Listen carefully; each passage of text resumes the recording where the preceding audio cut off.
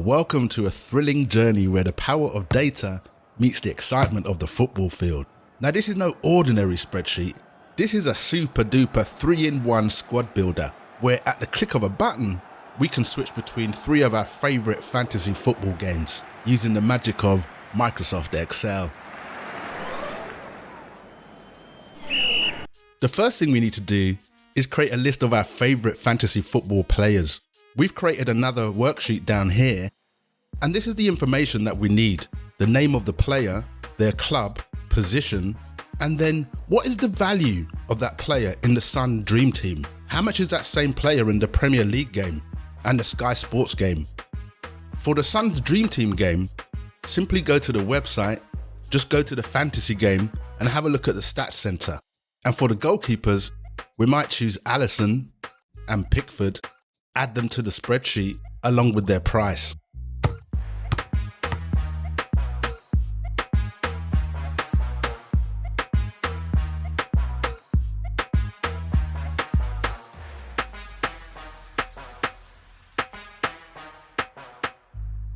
Grab some midfielders and some strikers.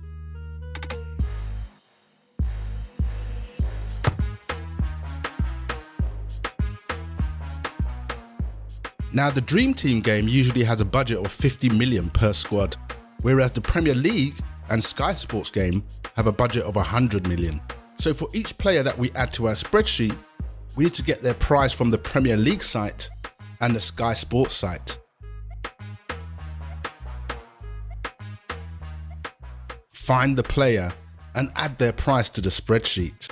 We need to grab the price for each and every player that we might use in our fantasy team. When all said and done, we might end up with 40 or 50 players in a list like this. The key here is to grab their value from each fantasy football game. With the precision of a penalty kick, we're going to convert our raw data into an Excel table, which will help us to build a lineup that's unstoppable. Now, Excel tables have many advantages. Check out my channel for videos about Excel tables. We want to rename this table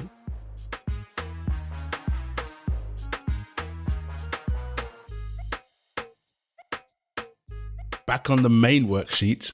We'll convert this range to a table as well.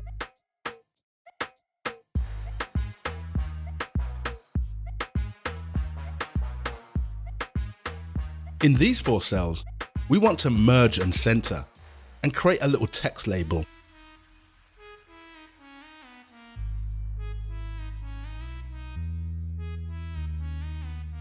And down here, we want another label, but instead of merge and center, we just want to merge the cells across and then align it to the right.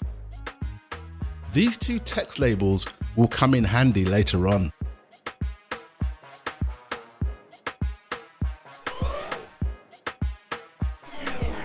Just like a striker aiming for the perfect goal, the Excel buttons will help us score big with our ultimate fantasy team. To create the buttons, we need to switch on the Developer tab. Right-click on the ribbon and choose Customize Ribbon.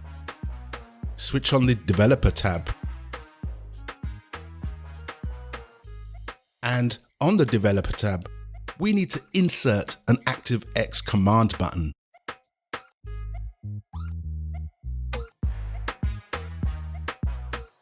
Now, this first button will be for the Sun Dream Team, and it will become an interactive button when we introduce macros later on. For now, we just need to make it look pretty and easily distinguishable between the other buttons. Click on the properties, change the name of the button, change the text that appears on the button. We want a red background color,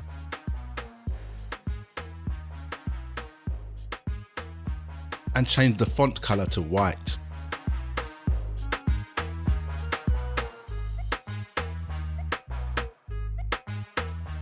Now we can copy and paste this button, and the second button is for the Premier League fantasy game. We need to change the properties,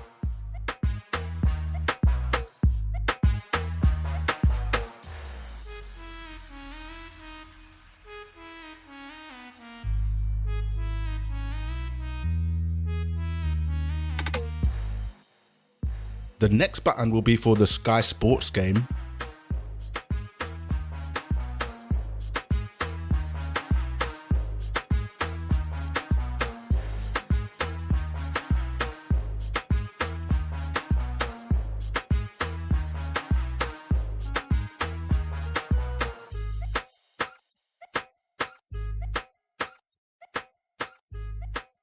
We want to keep these buttons looking neat and tidy.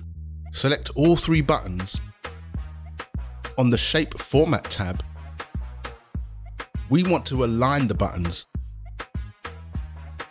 and distribute them evenly. Perfect. Whenever we click one of these buttons, we want this cell here to display the name of the competition. And these column headings should change color to match the button. And both of these events occur whenever the button is clicked. Time for some VBA code, folks. Double click the button to open the VBA editor. Inside the click event for the Dream Team button, we're going to paste in our code from Notepad. And this simple macro will change the value in cell A2 and display this piece of text. Then for the column headings, we're changing the interior color to this decimal value, which is the dark red color. Now, when we close the editor, we need to switch off design mode so that we can test the button. Perfect. Switch on design mode and double click the next button. Inside the click event, paste in our code. We have a different piece of text for cell A2. And the color code for the headings is the same color as the button.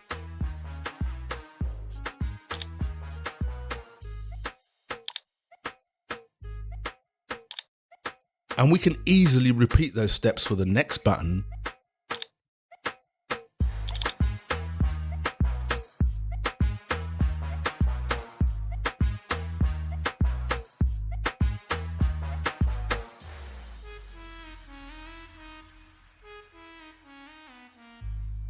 Give all 3 buttons a quick test.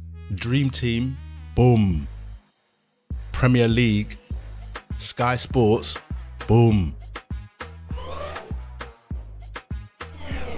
On the players worksheet, inside the players table, we might pick Allison to be our goalkeeper. Now, depending on whether it's a Dream Team squad, Premier League, or a Sky Sports squad, that will determine the value of the player. Back on the main worksheet, we want to choose the players from a drop-down list, and as soon as we choose a player, their club and respective value should be populated. Because we can't enter the filter function inside of a data validation, we'll need to build a separate formula over here. Now, as the name suggests, the filter function will look at a range of cells and return to us only the items that we tell it to include. So in this cell here, let's say we want to bring back all of the goalkeepers that are in our players table. Start with the filter function. The array is the range of cells that we want to look at, and the result of the formula will come from within this range. We can start to type the name of our table. Once we see it on the list, press tab to select it. Now, if we only want to look inside a particular column in that table, we can use an open square bracket. We want to look inside the player column. A comma takes us to the next argument for the filter function. The include argument is where we carry out the filter. And we need to tell this function that we're only interested in goalkeepers. So that equates to our table name.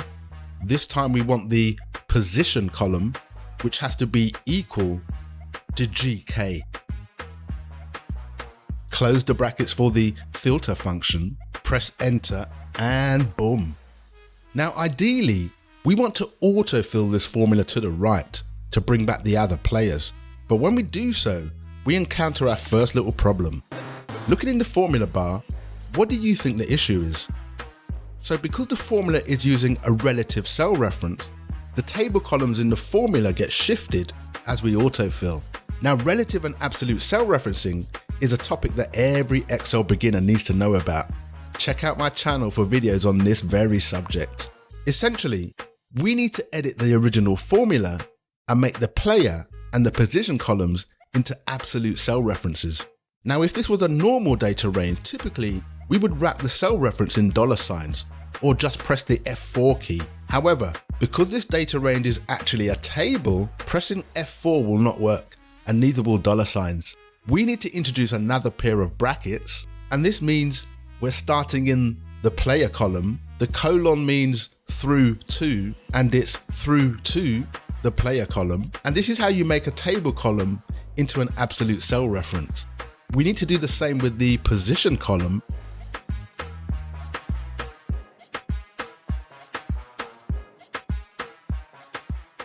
Instead of typing in GK, we can simply point to this cell here, and this cell here needs to be left alone as a relative cell reference, which means when we autofill, I2 would become J2, and if we autofill again, it would become K2.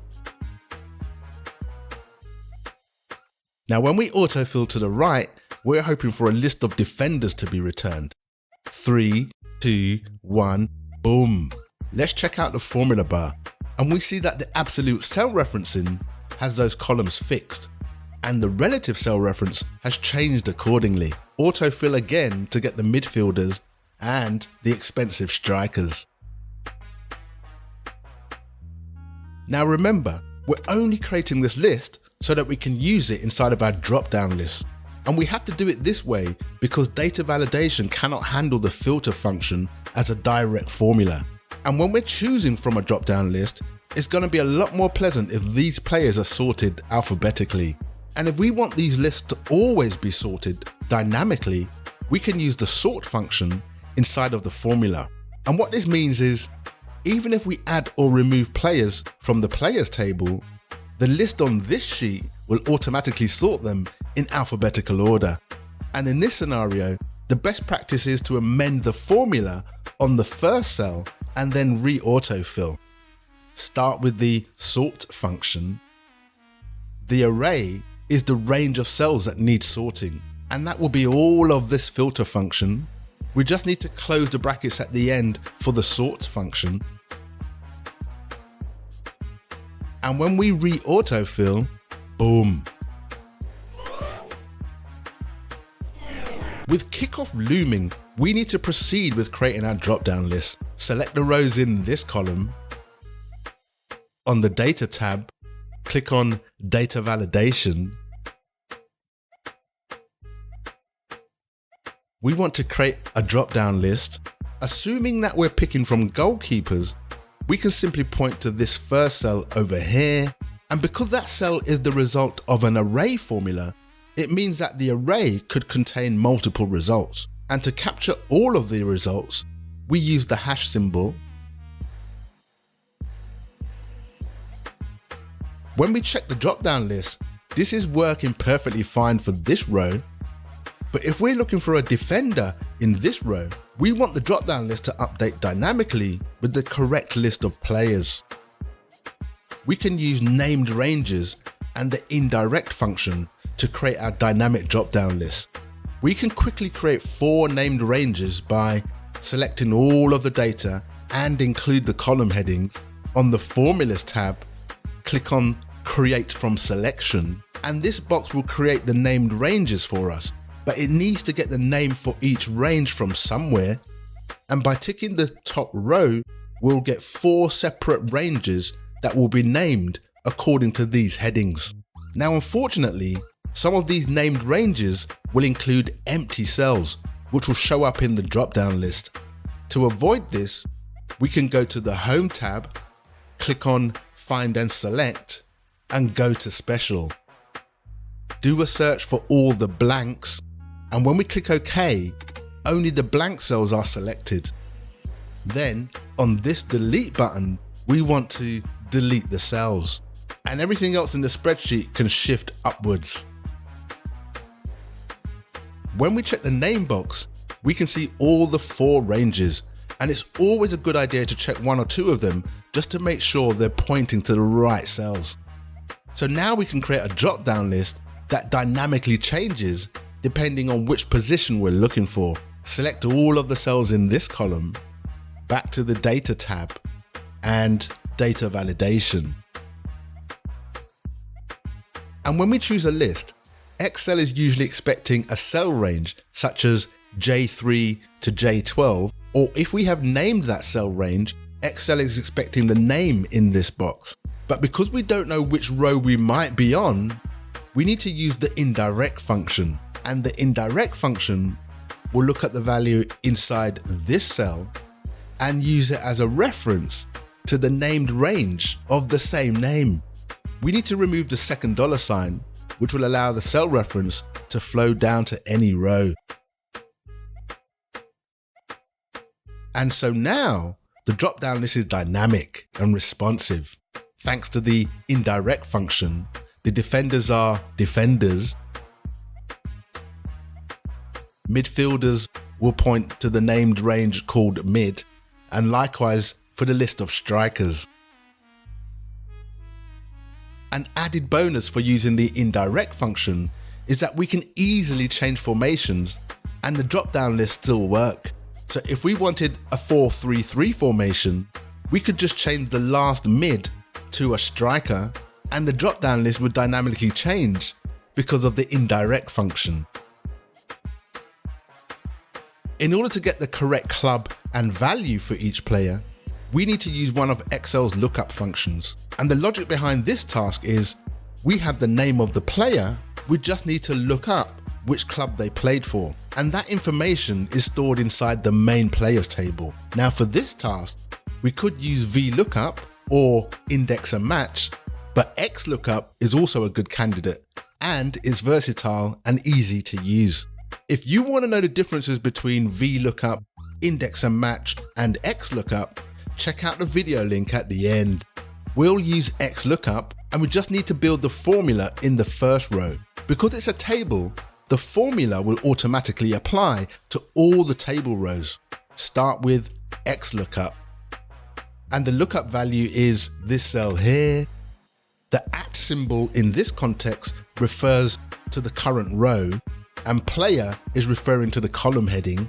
So that's our lookup value. And then XLOOKUP needs to know where to look for that value. And whenever a function is asking for a lookup array, it usually refers to a single row or column. And we want to look inside the player column inside the player table. And when XLOOKUP locates that player in the players table, it can return any value from any column from the same row. So the return array needs to point to the club column,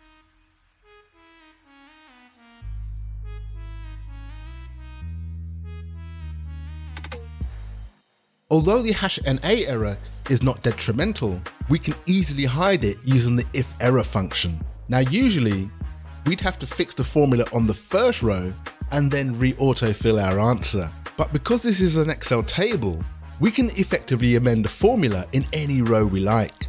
It will update the formula for the entire table column. Start with the if error function. The value that we want to check is the entire XLOOKUP function. And if the XLOOKUP function produces an error, we can replace it with our own message. And if we just want a blank to be returned, we type 2 quotation marks, close the brackets for the if error function. If we think back to our players table, we have the value price for each fantasy game listed in a separate column. Depending on whether we're playing Dream Team, Premier League or Sky Sports, that will determine which value we need to look up. In the formula bar, we'll start with the ifs function, and the first logical test is to check whether this cell here is equal to Dream Team. And this cell needs to be fixed as an absolute cell reference.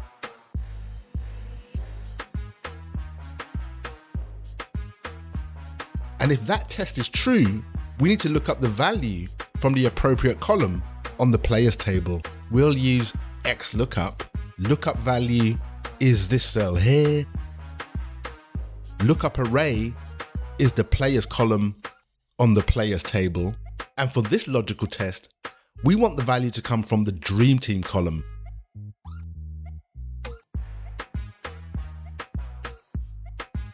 Repeat the same logical test for the Premier League and Sky Sports game.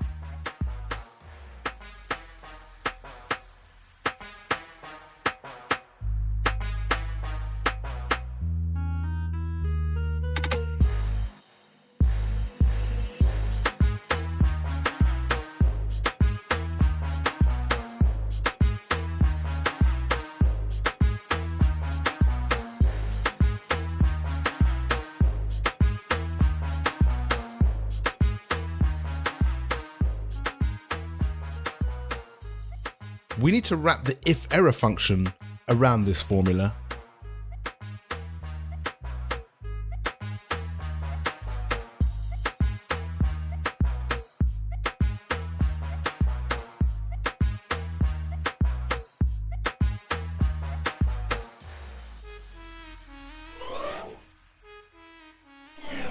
The Premier League and Sky Sports Fantasy Football have a budget of 100 million, whereas the Sun Dream Team is a budget of 50 million. And we want to display that information down here as part of our total row. This will be another ifs function, and we'll use the FX button this time.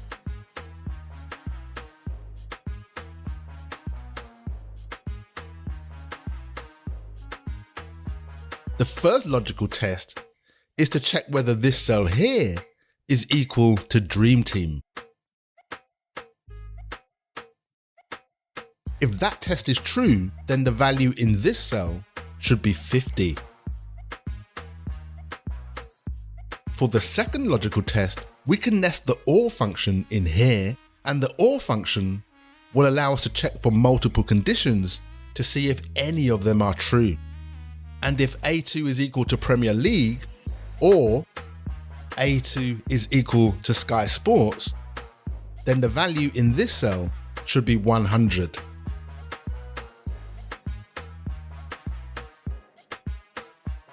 We want to format this cell so it looks like this. Go to the Format Cells dialog box, click on Custom, and when we type a backslash, this allows us to add a letter to the number format.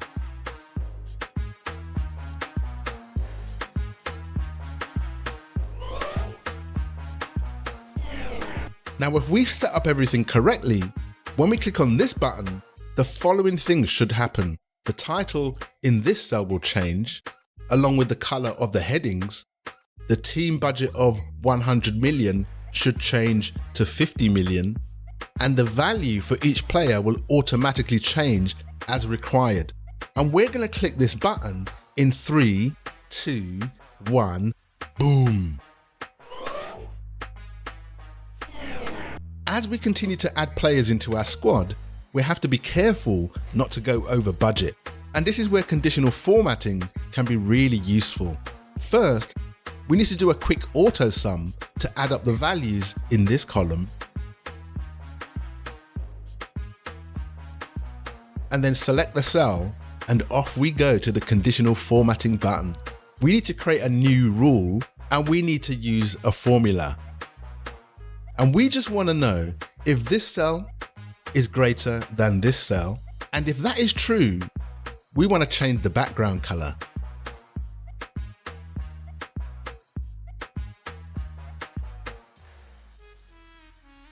Actually, what we can do is create another format to highlight the cell in green as long as we stay within budget.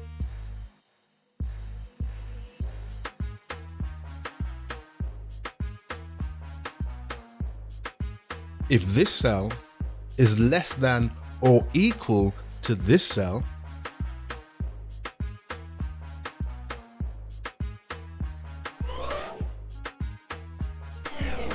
it's nearly time for kickoff, guys. Let's get this team sorted.